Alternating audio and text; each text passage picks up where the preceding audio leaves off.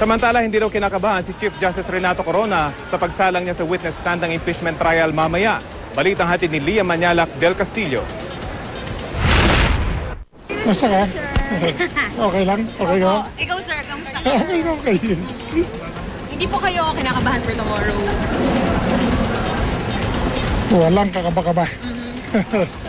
Ito ang pahayag ni Chief Justice Renato Corona sa bisperas ng kanyang pagsalang sa witness stand sa sariling impeachment trial.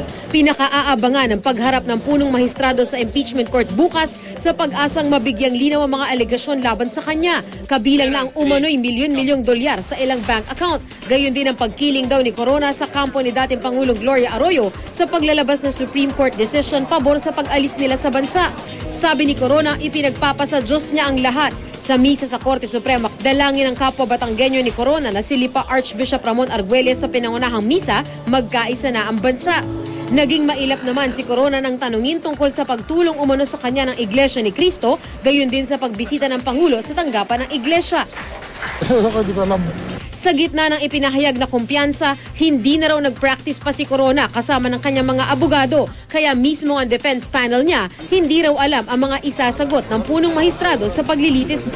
May mga bagay na hindi na namin pwedeng pakialaman, hindi na namin pwedeng ipaliwanag. It is his ballgame. Ang pagsalang bukas ni Corona sa witness stand, sasabayan ng pagkilos bilang suporta ng ilang empleyado ng Supreme Court. Tulad ng sinabi niya, walang iwanan at hindi siya bibigay sa pressure ng Malacanang at mga invento lang. Ang prosekusyon naman, nagsagawa raw ng mock trial bilang paghahanda. Mangunguna naman sa cross-examination sa punong mahistrado si Lead Private Prosecutor Mario Bautista, katuwang sina Attorney Arthur Lim at Jose Justiniano. The prosecution is confident that we have presented a very, very strong case against the Chief Justice. Maging ang mga senator judge excited na sa magiging testimonya ni Corona. Regardless, of our political affiliations, regardless of whether we are supportive of this administration or not, as mga senator judges, mukhang merong near unanimity or pagkakasundo na pinakamainam na humarap siya at ipaliwanag yung mga paratang laban sa kanya.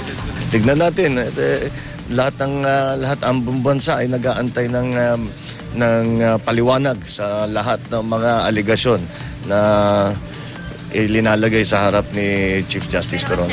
Handang-handa na rin ang seguridad sa Senado. Ang mga relihista hindi raw palalapitin at hanggang film center lang papayagan, makakorona man o kontra. Yung mga banner po, yung mga kamiseta, please don't wear them when you come to the session hall. We will not allow this. Let's say, I am anti-corona, I'm pro-corona. Hindi po pwede yun. Lia Manyalac del Castillo, GMA News. Samantala, po ang naging panayam kay Chief Justice Corona kahapon.